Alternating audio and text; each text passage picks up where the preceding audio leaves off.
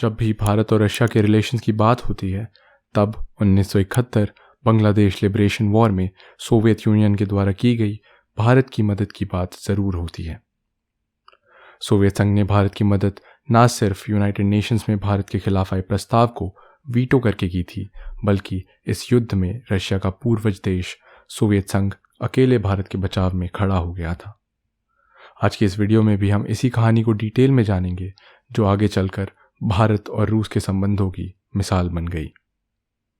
नमस्कार दोस्तों, study glows में आपका स्वागत है। मैं हूं शशांक पांडे। कहानी की शुरुआत भारत की आज़ादी के 24 साल बाद यानी 1971 में होती है। इस समय तक भारत पाकिस्तान के साथ ऑलरेडी 2 युद्ध लड़ चुका होता है और इसी वजह से इन दोनों देशों के रिलेशंस ऑलरेडी काफ़ी ख़राब हो चुके होते हैं। दूसरी तरफ पूरा विश्व भी 2 हिस्सों में बंट चुका होता है और ईस्टर्न और वेस्टर्न ब्लॉक्स के बीच में एक कोल्ड वॉर चल रही होती है। इसी समय ईस्ट पाकिस्तान में सिविल अनरेस्ट तब उठने लगता है जब 1970 के जनरल इलेक्शंस में पूरे पाकिस्तान में पूर्वी पाकिस्तान केंद्रित आवामी लीग, जो कि एक बंगाली पार्टी होती है, जीत दर्ज करती है। एक बंगाली पार्टी का पूरे पाकिस्तान में मेजॉरिटी सीट्स का जीतना पाकिस्तान के पूर्व राष्ट्रपति याह्या खान और इलेक्शंस में हार का सामना करने वाले जुल्फ़िकार अली भुट्टो जैसे घमंडी और नस्ल भेदी लोगों को पसंद नहीं आता है और वो न सिर्फ इस इलेक्शंस में जीत हासिल करने वाली आवामी लीग पर बैन लगाते हैं बल्कि ईस्ट पाकिस्तान में मार्शल लॉ को भी इम्पोज कर देते हैं।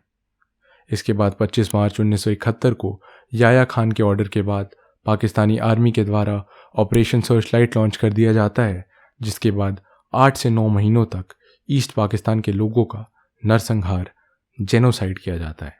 ऐसा नरसंहार करते हुए Pakistani army nationalist Bengali civilians, students, intelligentsia, religious minorities और आर्म्ड पर्सनल्स पर टूट पड़ती है और नामित प्रधानमंत्री शेख मुजीबुर रहमान को अरेस्ट कर लेती है। ईस्ट पाकिस्तान में हो रही क्रूरता की वजह से लाखों लोग भारत की ओर पलायन करने लगते हैं, जिसके बाद भारत को इस सिचुएशन में डायरेक्टली इन्वॉल्व होने की ज़रूरत महसूस होने लगती है। अब अगर आप इस जेनोसाइड के बारे में डिटेल में जानना चाहते हैं तो आप मेरा ये वीडियो देख सकते हैं जो कि एक्सप्लेन पर अवेलेबल है। यहाँ पर मैंने ये जेनोसाइड क्यों और कैसे हुआ ये सब डिटेल में कवर किया है, लेकिन क्योंकि इस वीडियो में हम यूएसएसआर द्वारा की गई भारत की हेल्प पर ज़्यादा फोकस कर रहे हैं तो मैं जेनोसाइड को ज़्यादा डिटेल में कवर करने वाला नहीं हूँ। अब चलिए जानते हैं कि उस समय का जियोपॉलिटिकल सिनेरियो, उस समय का समीकरण क्या था। Geopolitical scenario back then.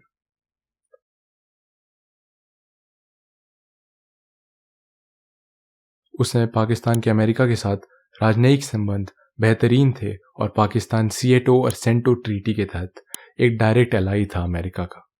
Bharat को अमेरिका और पाकिस्तान के दोहरे खतरे से निपटने के लिए एक मजबूत सहयोगी की आवश्यकता थी और उसी समय सोवियत संघ ने भारत की ओर दोस्ती का हाथ बढ़ाया।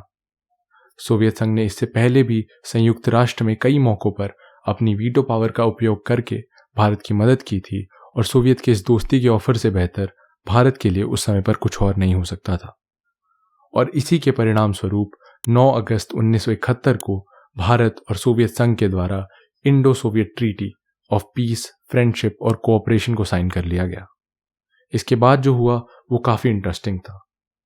भारत पाकिस्तान का युद्ध 3 दिसंबर 1971 को शुरू हुआ, जिसके 7 दिन बाद भारतीय इंटेलिजेंस ने एक अमेरिकन मैसेज को इंटरसेप्ट किया जिसमें कहा जा रहा था कि US 7th fleet war zone को एंटर करने जा रही है।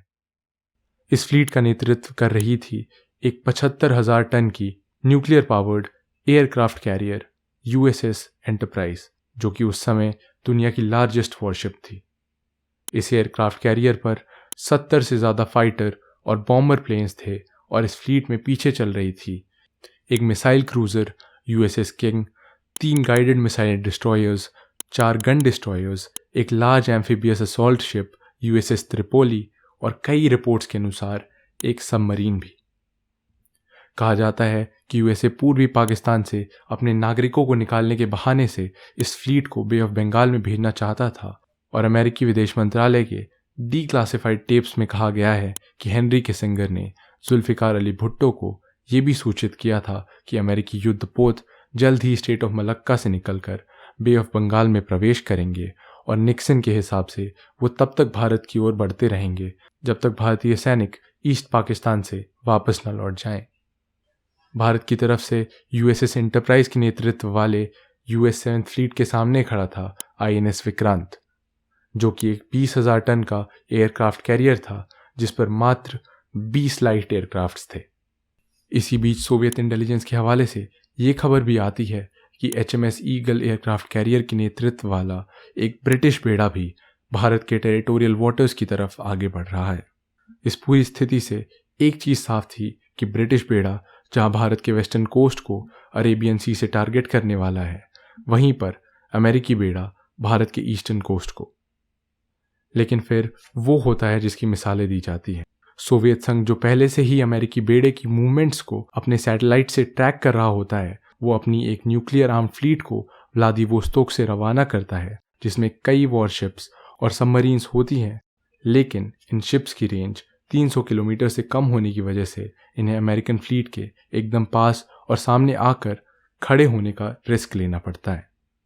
ये देखकर यूएस और ब्रिटिश फोर्सेस के होश उड़ जाते हैं और कुछ रिपोर्ट्स के अनुसार एडमायरल डायमंड गॉर्डन, जो कि कमांडर होते हैं ब्रिटिश कैरियर बैटल ग्रुप के, वो यूएस की 7th फ्लीट के कमांडर से कहते हैं कि सर, शायद हम काफ़ी लेट हो चुके हैं, क्योंकि यहाँ तो रशियन एटॉमिक सबमरीन्स और बैटल शिप्स का एक बड़ा बेड़ा ऑलरेडी पहुंच चुका है। सोवियत संघ को भारत के डिफेंस में खड़ा देखकर जहां ब्रिटिश शिप्स मैडागास्कर की तरफ चली जाती हैं, वहीं एडमायरल SM नंदा की किताब the man who bombed Karachi के हिसाब से सोवियत यूनियन का बेड़ा, जो दिसंबर के पहले हफ्ते में ही बंगाल की खाड़ी में पहुंच चुका था, वो तब तक अमेरिकी बेड़े के पीछे लगा रहता है जब तक वो जनवरी 1972 के पहले सप्ताह में वहां से चली नहीं जाती है।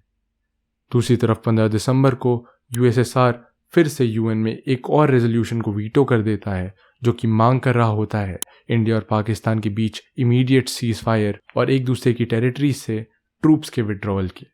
सोवियत के इस सपोर्ट की बदौलत और हमारी आर्मी के पराक्रम की वजह से ये युद्ध शुरू होने के 13 दिन में ही पाकिस्तानी आर्मी भारत के सामने अपने हथियार डाल देती है और 16 दिसंबर 1971 को बांग्लादेश आज़ाद हो जाता है। इस पूरे डेवलपमेंट की वजह से जहां भारत और सोवियत संघ के रिलेशंस मजबूत हुए, वहीं पर पाकिस्तान और अमेरिका के रिलेशंस में काफ़ी दूरियां आने लगी। इस वॉर में अमेरिका का फ्रूटफुल सपोर्ट ना मिलने की वजह से पाकिस्तान ने SEATO यानी South East Asia Treaty Organization को भी छोड़ दिया। और बस आज के लिए इतना ही। ये था एंड इस वीडियो का। आशा करता हूँ कि आपको ये वीडियो पसंद आया होगा। अगर आप ऐसे ही और वीडियोज़ देखना चाहते हैं तो इस वीडियो को ज़्यादा से ज़्यादा शेयर करिए और एक्सप्लेन को ज़रूर सब्सक्राइब करिए। Thank you.